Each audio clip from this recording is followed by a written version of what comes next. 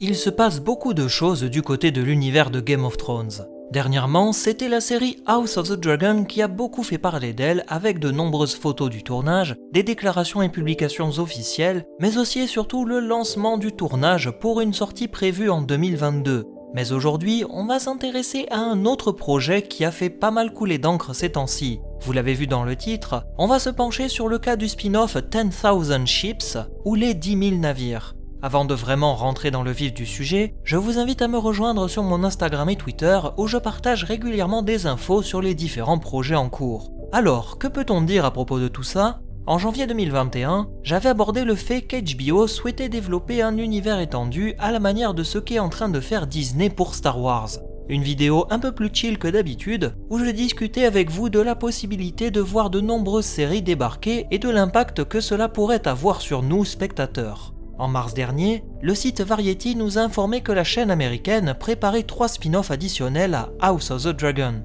Je vais donc vous les énumérer sans trop rentrer dans le détail parce que de toute manière je ne pourrai pas, on n'a pas grand chose à se mettre sous la dent. The Sea Snake, ou appelé également les 9 voyages, se concentrerait sur l'histoire des aventures de Corlys Velaryon. Un spin-off qui aurait comme scénariste Bruno Heller, à qui on doit entre autres les scénarios des séries Rome, Mentalist ou Gotham.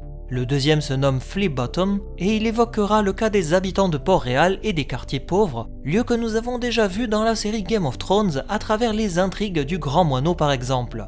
Une idée assez intéressante en soi puisqu'on devrait voir plus en détail les bas-fonds de la capitale plutôt que les palais des grands seigneurs. Et enfin le troisième, qui nous occupera pour le reste de la vidéo, 10 000 navires qui, vous vous en doutez si vous connaissez un tantinet l'histoire ancienne de Game of Thrones, nous racontera le voyage de la princesse Nymeria et du peuple des Rhoynar. Ce projet serait également dans un état plus avancé que les 3 autres, puisque HBO aurait engagé la scénariste Amanda Siegel's Marks pour développer le projet. Deadline avance même qu'HBO devrait officialiser la mise en chantier de ce spin-off d'ici peu.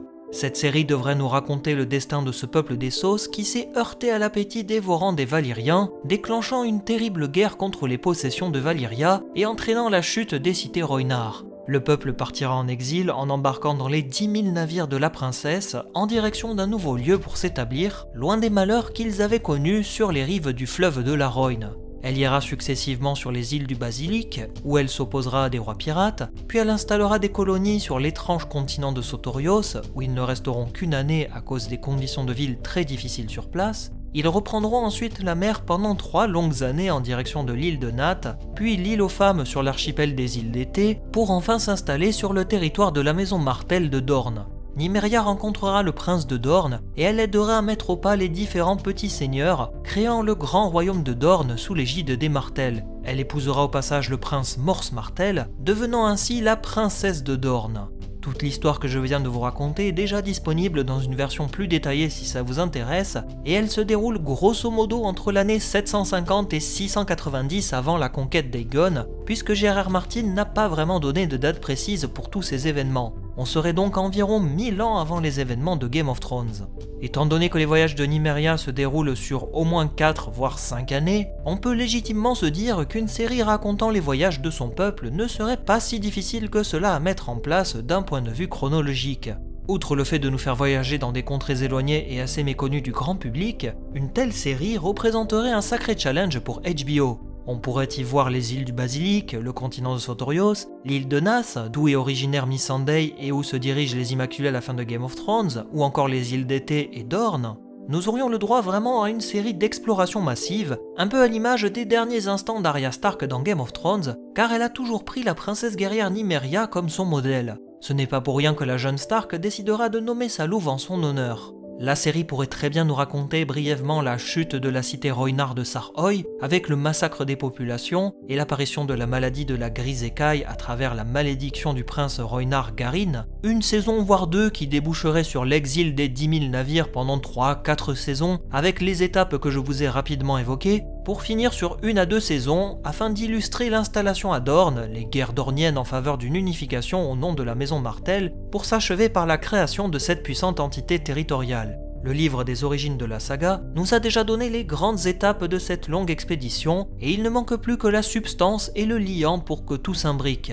Ce serait ainsi l'occasion pour HBO de proposer une série novatrice et originale dans l'univers de Game of Thrones, redonnant ses lettres de noblesse à Dorne après le délaissement des grandes intrigues des livres au profit de ce que nous avons eu dans la série. Un projet assez intrigant qui m'intéresse quand même beaucoup, surtout concernant le continent de Sotorios, car ce serait l'occasion de voir un nouvel environnement, de nouvelles espèces animales effrayantes et dangereuses, tout en répondant à plusieurs zones d'ombre de la saga.